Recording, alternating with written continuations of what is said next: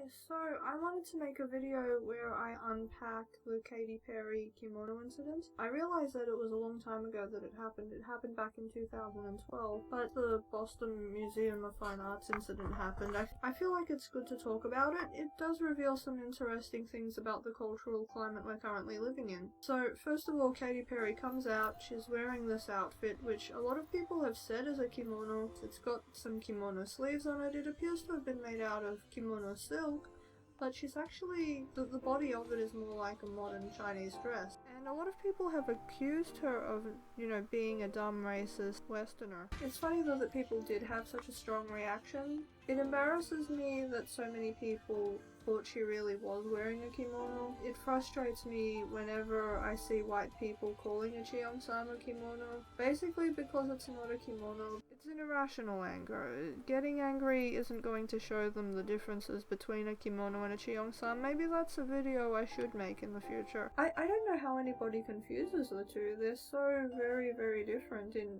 just about every way. I felt uncomfortable when I saw the way the backing dancers were dressed. They are wearing something closer to real kimono. Even worse, the way they're dancing doesn't flatter the garment. I mean, we all know that Katy Perry has a highly sexualized image. She's a frequent skimpy dresser, so I don't know that the accusations people have made where they've said that she doesn't understand the kimono concept of being attractive and being sexy is fair. The fact is that the ancient Japanese did have very different concepts of sexuality to modern Western culture. Katy Perry knows that she's living in modern Western culture, so she can't really expect to cover herself from neck to foot and have people understand.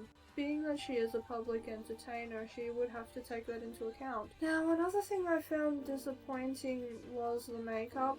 I felt like it was overblown, and it was the thing that initially made me feel that she was being racist. Whenever I see a Western person wearing heavy makeup like that, I do tend to feel like, yeah, this person doesn't really know what they're doing. But generally when I have seen Western performers wearing Japanese style clothing, and it's been going on for ages. Kylie Minogue's done it, Madonna's done it, and Katy Perry herself. This isn't the first time she's worn a kimono-style garment. When she was photographed wearing a yukata with a bunch of actual geisha, people loved it. People thought that was fantastic. It's only, when she went on stage wearing this outfit that people got upset. I can kind of understand. There's a lot that could be said about how the image of modern Western women has been overly sexualized, and a lot of people have violently opposed that, but that's not what this video is about.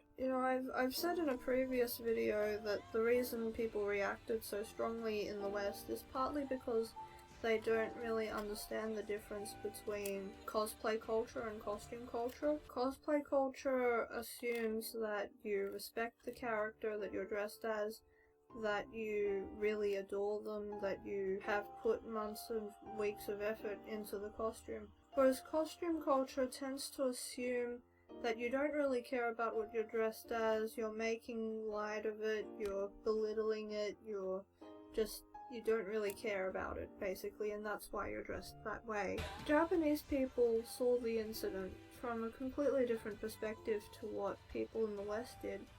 And, the fact that it was so hard for people to understand how somebody might see it differently, I think reveals something of how predisposed Western people have become to towards seeking out racism in other people's behavior. And I don't know that that's necessarily a healthy trend, because it means you end up assuming a lot about what people are thinking without really taking the time to ask them. I mean, the fact that they got angry without, trying to educate Katy Perry or anybody else who got the matter wrong does sort of imply that they've already given up. If they really thought they were just being stupid, they would happily explain the situation to them. The fact that they just got angry means that they think that they were deliberately doing something wrong by being ignorant about it, which isn't necessarily fair.